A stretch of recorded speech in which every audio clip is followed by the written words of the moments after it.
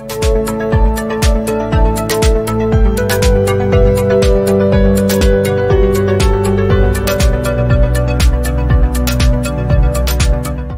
Guys, welcome to medicine. तो हम sociology of religion का फर्स्ट यूनिट कर रहे हैं और अभी हमें समझना है दो व्यूज़ जो इकोनॉमी को लेके है रिलीजन के अंदर। अब वो दो व्यू क्या हैं? एक व्यू कहता है कि जो धर्म का प्रभाव है वो अर्थव्यवस्था पे पॉजिटिव वे में पड़ता है और एक विचारधारा है वो कहता है कि नेगेटिव वे में पड़ता है। ठीक है, तो फर्स्ट ऑफ ऑल हम नेगेटिव वाला देखते हैं।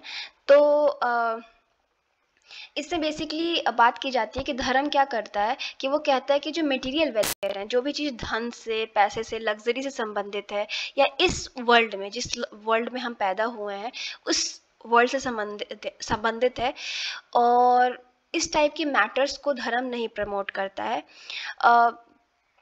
ऐसा माना जाता है कि धर्म और इकोनॉमिक जो आप आर्थिक रूप से आगे बढ़ते हैं, कहीं ना कहीं कुछ धर्म ऐसे हैं जिस इस ग्रोथ को रोक सकते हैं। ठीक है, एशियन रिलीजन्स का एग्जांपल ले लें हम। अगर एशिया में जो धर्म वर्चस्व पे हैं उनका हम एग्जांपल ले लें, हिंदुइज्म हो गया, इस्लाम हो गया, कन्फ्यूजनिज्म हो गया। कन्फ्यूजनिज्म चाइना में है और ये दो आपको भारत में मिल जाएंगे और अन्य देशों में भी इस्लाम का वो है। और यहाँ पे जो बिलीव किया जाता है कि या तो आपकी जो लाइफ है, मतलब ज़्यादा मेहनत करने की ज़रूरत नहीं है, आपकी जो बेटर लाइफ है या जो आपकी इश्यूज़ हैं वो आपकी या तो कर्मा से संबंधित है कि आपने गलत काम किया इसलिए आपके साथ, तो लोग ज़्यादा मेहनत नहीं करने की कोशिश करते हैं। यानी कर्मा में क्या विश्वास किया जाता है कि ज़्यादा मेहनत करने की ज़रूरत नहीं है। अगर आप कोई चीज़ में फेल हो गए तो मान जाता है कि आपके कर्म का दोष है। ठीक है, और एक बहुत सारे धर्म में मान जाता है कि अगर आपने कुछ गलत किया है धरती पे तो आप ऊपर जाएंगे तो जजमेंट आप पे होगा और आपका जो गॉड है, जो लॉर्ड है आपका, वो आपके बुरे और अच्छे के लिए आपको सजा दिया जाएगा। जैसे इस्लाम में माना जाता है कि आप किसी को अगर लोन देते हैं तो आप उस पर इंटरेस्ट नहीं ले सकते हैं। ठीक है,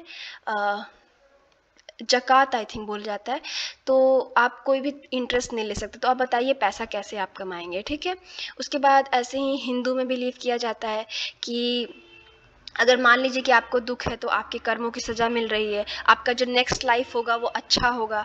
अगर आप अपने ज़िंदगी में टॉलरेंस रखेंगे तो आपको मोक्ष मिलेगा। और जो लोग हार्ड वर्क करते हैं वगैरह करते हैं उनको बेटर लाइफ मिलेगी फ्यूचर में या कल को। ठीक है, तो ये जो व्यू है पहला वाला, वो बोलता है कि धर्म इकोनॉमी को नहीं प्रमोट करता। ठीक है, तो ये आपका पहला हो गया। दूसरा वाले के बारे में आपने सोशियोलॉजी में बहुत पढ़ा होगा, स्पिरिट ऑफ रिलीजन, जो इनकरेज करता है इंसानों को हार्ड वर्क करने के लिए। अब ये काम इस पे किसने किया है? तो इस पे एक काम हमारे मैक्स पेपर ने किया है, जिस पे आप डिटेल में वीडियो पढ़ेंगे, वीडियो देखेंगे, ऑलरेडी चैनल पे है, कि किस तरीके से वेबर बात करते हैं प्रोटेस्टेंट एथिक्स की, जहाँ पे बात वो करते हैं कि प्रोटेस्टेंट लोग हैं वो हार्ड वर्क करते हैं और वो हार्ड वर्क का कहाँ से मोटिवेशन उनको मिलता है?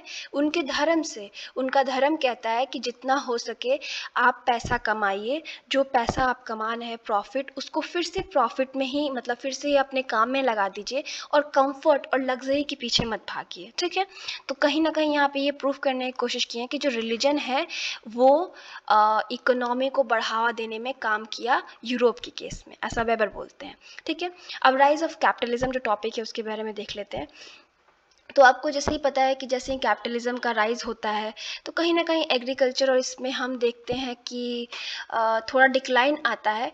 और जो भी, और एग्रीकल्चर में डिक्लाइन भी आता है और एग्रीकल्चर में सरप्लस भी इस टाइम पे इंक्रीज हो जाता है, जो कि बहुत ही इंटरेस्टिंग चीज़ है। मतलब एग्रीकल्चर में डिक्लाइन का मतलब यहाँ पे क्या कहा जाता है, सिग्निफिकेंस उसका, जो एग्रीकल्चर जो कृषि है उसका जो महत्व है कम हो जाता है, लोग इंडस्ट्रीज की तरफ भागने लगते हैं। और जो कृषि से सरप्लस क्रिएट होता है, खाने के जो अनाज एक्स्ट्रा बनते हैं वो मार्केटों में बेचा जाता है और जो इंडस्ट्रियल ग्रोथ में लगाया जाता है। ठीक है, ये मतलब बेसिक हम कह सकते हैं कि कैपिटलिज्म का वो था, सिनारियो था, सिस्टम था जिसमें कैपिटलिज्म डेवलप हुआ। ठीक है, उसके बाद अगर हम अगर मार्क्स और वेबर की बात करें तो ये दोनों जो धर्म है उसके एस्पेक्ट की बात करते हैं कि इकोनॉमी पे कैसा इम्पैक्ट पड़ता है, लेकिन दोनों की स्टडीज एकदम एक दूसरे से ऑपोजिट है। जहाँ मार्क्स बात करते हैं सुपर स्ट्रक्चर और बेसिक स्ट्रक्चर की, ये वैसे मार्क्स और वेबर हम दोनों आगे के चैप्टर्स में डिस्कस कर चुके हैं ऑलरेडी, आप जाके वीडियो चैनल पे देख सकते हैं प्लेलिस्ट में।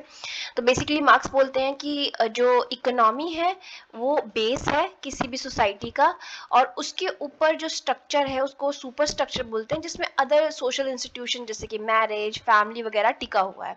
ठीक है। एंड मार्क्स मेंशन जिस तरीके से यहाँ पे लॉ, एथिकल स्टैंडर्ड एंड सारी चीजें जो है वो बेसिकली उसी पे मतलब ये रिलीजन का एक तरीके से क्रिटिक करते हैं, ओपियम ऑफ मासेस भी बोलते हैं कि रिलीजन के द्वारा जो कैपिटलिस्ट सोसाइटी है लोगों को चुप कराती है, या लोगों का जो गम है, मतलब जो वर्किंग क्लास के दुख है उनको ढकने की कोशिश करती है।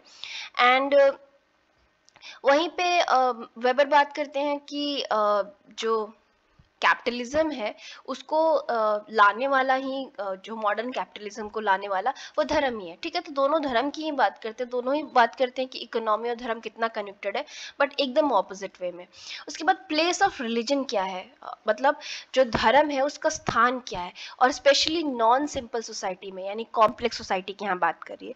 स्पेशली अगर हम बात करें एशियन कंट्रीज की, जहाँ पे ज़्यादातर बुद्धिज्म, जैनिज्म, क्रिश्चियनिटी, इस्लाम, कन्फ्यूजनिज्म जो कि चाइना में है, सिंटोइनिज्म जो जापान में माना जाता है।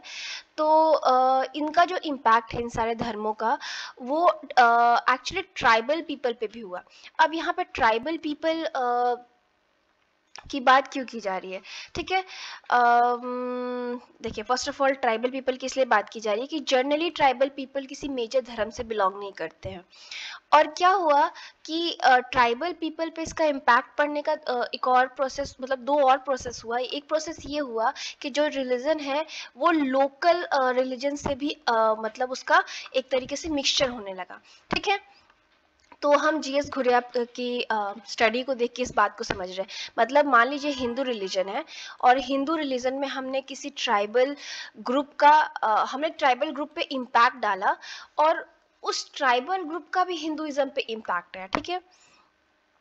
तो जैसे एग्जाम्पल देते हैं कि जो महाभारत है वो कहीं ना कहीं भारतीय सोसाइटी का एक एसेंस रखता है, एक भारतीय सोसाइटी का दर्पण दिखाने का काम करता है। संस्कृत भाषा में लिखा गया है जो कि बहुत ही साफ होता है, और ब्राह्मण्स जो है उसका प्रयोग करते थे अपनी ट्रेडिशन को आगे बढ़ाने में। ठीक है। तो इन कास्ट ईरावती कर्वे ने जो स्टडी अपनी की है वो मतलब इन्होंने स्टडी कहाँ से की है? महाभारत डेज से मिडिल 20th सेंचुरी की। किस चीज़ की? किनशिप की। तो वो बताते हैं लोग, देखिए सब लोग, ये लोग मिलके क्या हमें बताते हैं कि जो हिंदुइज्म की कॉस्मोलॉजी है, ऐसा माना जाता है कि जो ट्राइबल लोगों की जिनको पूजा करते थे उन लोगों को भी हम लोगों ने हिंदुइज्म में मिक्स कर लिया है। ठीक है। तो ऐसे बहुत सारे आप आगे चल के कुर्ग का जब चैप्टर करेंगे तो आपको कुर्ग में ये चीज़ एक्सप्लेन की जाएगी श्रीनिवास द्वारा कि किस तरीके से जो हिंदुइज्म है उस पर डिफरेंट डिफरेंट लेवल पे एक तो ऑल ओवर हिंदुइज्म में कुछ चीज़ें ऐसी हैं, कुछ रिचुअल्स, कुछ ट्रेडिशन ऐसे हैं जो पूरे हिंदुइज्म में माने जाते हैं। ठीक है। कुछ ऐसे होंगे जो एक पर्टिकुलर रीजनल या पर्टिकुलर एरिया में माने जाते होंगे, एक कुछ पर्टिकुलर फैमिलीज में माने जाते। इस टाइप से हिंदुइज्म के डिफरेंट वेरिएशंस आपको मिल जाएंगे। जैसे कि ट्राइबल डेंटिस को हमने इंक्लूड किया, शिवा को भी हमने इंक्लूड किया, शिव भगवान को। ऐसा माना जाता है कि शिव जी जैसा कुछ हमें इंडस वैली सिविलाइजेशन में भी देखने को मिलता है।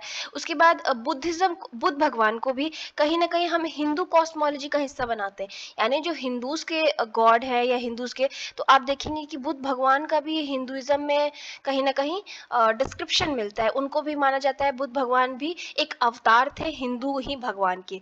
तो इस तरीके से मतलब यहाँ पे कहने का तात्पर्य ये सब चीज़ों का क्या है, अगर आप ना समझ पाए तो मैं इसका कंक्लूजन बता दूं कि किस तरीके से धर्म अपने आसपास की चीज़ों को अपने में इंक्लूड करते जाता है। ट्राइब, जैसे धर्म का जो इम्पैक्ट था, हिंदू ही धर्म का हम एग्जांपल लेते हैं, वो ट्राइबल ग्रुप्स पे भी था, कई सारी जनजातियों पे भी था, और उन जनजातियों के पूजे जाने वाले भगवान या किसी और धर्म के भी इसका हिस्सा बनते गए। एक तरीके से बहुत सारे धर्म के भगवान लोग इसी में आते गए। कई बार बुद्ध भगवान को विष्णु का भी वो माना जाता है, अवतार वगैरह, ठीक है। तो इसकी बात की जा रही है। उसके बाद इसी इंक्लूजन ऑफ वर्क में हम बात करते हैं कि यूके की ओपन यूनिवर्सिटी ने gods of heaven house of gods study है एक बहुत ही पॉपुलर प्रिंट्स की, जो कि इंडियन सोशोलॉजिस्ट ओपी जोशी ने किया है। एंड इन्होंने जो भी पॉपुलर प्रिंट्स थे उनको कैलेंडर या इन सब बुक्स वगैरह में छपते थे, उनके इमेजेस को स्टडी किया है। एंड उनका इनिशिएशन राजा रवि वर्मा ने किया है ऑयल पेंटिंग में। अब ये मैं किस चीज़ की बात कर रही हूँ तो आप समझ लीजिए। राजा रवि वर्मा को हम लोग इंडिया का one of the best painter मानते हैं। बेस्ट मानने का रीज़न ये है कि इन्हें मतलब आप खुद भी जाके इंटरनेट पे पढ़ सकते हैं, बट मैं थोड़ा सा आपको बता देती हूँ। तो एक बार ये बहुत अच्छे पेंटर होते हैं और काफ़ी रियलिस्टिक पेंटिंग करते हैं। तो इनको एक राजा ऑफर देते हैं कि आप मतलब इंडिया को एक्सप्लोर करिए और आप पेंटिंग करिए, ठीक है। तो ये इंडिया को पूरा मतलब एक्सप्लोर करते हैं और यहीं से अपनी पेंटिंग की जो भगवानों को पेंट, इससे पहले भगवानों का एक्चुअली पिक्चर वगैरह आपको ज़्यादा मिलेगा नहीं। राजा रवि वर्मा ही थे जिन्होंने पहले भगवान लोगों को ड्रॉ करना सीखा, मतलब उनकी फ़ोटोज़ बनाना शुरू किया। इन्हीं से वो इतिहास भगवानों की फ़ोटो बनने का बनता है। तो आपको सुन के अजीब लगेगा, लेकिन एक्चुअली ये काफ़ी लेट हुआ। मतलब थोड़ी बहुत फ़ोटोज़ थी, कुछ पिक्चर्स थी, कुछ ड्राइंग पेंटिंग्स वगैरह मिलती थी, बट जो रियलिस्टिक जैसे ह्यूमन जैसे दिखने वाला फ़ोटो जो बनाने का काम किया वो इन्होंने किया। कृष्णा, विष्णु, शिव जी, गणपति, गौरी, काली, कितने सारे अवतार विष्णु के इन्होंने बनाए, ठीक है। और इनको मतलब रिलीज किया, तो वो कैलेंडर्स में और इन सब आपने देखा होगा, आज भी कैलेंडर में भगवान की फोटो आती है। और इनकी जो ये प्रिंट्स वगैरह थी वो बहुत पॉपुलर हो गए। एंड जो भी इनकी ऑयल पेंटिंग्स थी गॉड और गॉडेस को दिखाते थे, वो उनको अच्छे से मतलब डिग्निफाइड पोस्चर में दिखाया जाता था, नेचुरल सीनरीज में और बहुत ही अच्छे तरीके से एरिस्टोक्रेटिक ड्रेस में, ठीक है। बहुत ही सुंदर से साड़ी में देखेंगे आप देवियों को, देव को भी पूरे ज्वेलरी से सजे हुए। और इन्होंने माना जाता है कि इनकी प्रेमिका थी, उनको ही एक तरीके से स्वरूप बनाया था भगवानों का। मुझे उस डिबेट में नहीं पढ़ना है, ठीक है। और उन्हीं को स्वरूप दे के डिफरेंट डिफरेंट गॉड वगैरह को बनाया था इन्होंने, ठीक है। अब इनके बारे में बहुत पढ़िएगा, काफ़ी मतलब ज़रूर पढ़िएगा, काफ़ी इंटरेस्टिंग पेंटर थे। उसके बाद ये जो पॉपुलर प्रिंट्स यानी प्रिंट में उसके बाद कल्चर हो गया कि जो पुराने एपिक हैं, स्टोरीज हैं, जैसे कृष्ण और डांस कर रहे हैं काली नाग पे, दुर्गा जो है महिषासुर को मार रही हैं, ये जो छोटे छोटे सीन्स हैं आपने पिक्चर्स देख रखी होंगी सबकी, इन सबको भी दिखाना शुरू कर दिया। सीन्स हेवन और हेल के, कॉस्मिक पावर्स के, संत और ऋषिज के, वर्शिप फेस्टिवल, कितने सारे मतलब जो राजा वगैरह थे उनके भी मिल जाएंगे आपको, रानी लक्ष्मीबाई के। तो इस टाइप की चीजें ड्राइंग रूम का हिस्सा बनने लगी, ठीक है। तो रिलीजन अब एक तरीके से मैं बोलूँगी कि बहुत बड़ा डिफरेंट डायमेंशन को कवर करने लगा। ओपन यूनिवर्सिटी है वॉल्टन हॉल की मिल्टन में, वहाँ पे हमें मिलता है काफ़ी सारे कलरफुल वर्क रिलीजन से संबंधित। एंड यूके में और भी स्टूडेंट की जो टेक्स्ट बुक है वहाँ पे वेरियस इस तरीके की चीज़ों को हमने इंक्लूड कर रखा है। वर्ल्ड रिलीजियस बिगनिंग 2016 उसको कहा था। बाकी यही पिक्चर्स वगैरह हमें देखे। अब एथनोग्राफिक उस पर देखते हैं। तो बेसिकली एथनोग्राफिक वर्क में हम ये देख रहे हैं कि किस तरीके से जो रिलीजन था, इसमें श्रीनिवास का वर्क मैंने जो ऊपर मेंशन किया उसी की बात एक्चुअली हो रही है। इन्होंने कुर्ग में अपनी स्टडी की थी साउथ इंडिया में, और ये बहुत ही इंपॉर्टेंट स्टडी मानी जाती है। इन्होंने बहुत सारी चीज़ें, फैमिली, कास्ट, विलेज, बहुत सारी चीज़ें को, गॉड वगैरह सब कुछ पढ़ने की कोशिश की, सेरेमनीज, फेस्टिवल, सब कुछ। और उन्होंने काफ़ी चीज़ें क्लियर करने की कोशिश की। और Sanskrit source gate modified in the direction, तो मैं इसको अभी एक्सप्लेन करूँगी। तो इनका जिस तरीके से आपको पता है कि ये Sanskritisation of ritual and behaviour के बारे में बात करें। जो देखिए संस्कृताइजेशन क्या होता है कि जब लोअर क्लास ग्रुप जो होती है या लोअर कास्ट ग्रुप जो होती है वो अपर क्लास के एट्रीब्यूट्स, मतलब उनके तरीके, रहन सहन के तरीके, एटीट्यूड, पूजा करने का तरीका अपना के अपने आप को जो लैडर है उसमें ऊपर करने की कोशिश करते हैं, ठीक है। तो इससे माना जाता है कि जो हमारा धर्म का क्या चीज़ है कि प्यूरिफिकेशन और पोल्यूशन पे बेस्ड है, तो प्यूरिफाई करने की कोशिश की जाती है, इससे अपवर्ड मोबिलिटी आपको मिल सकती है, ठीक है।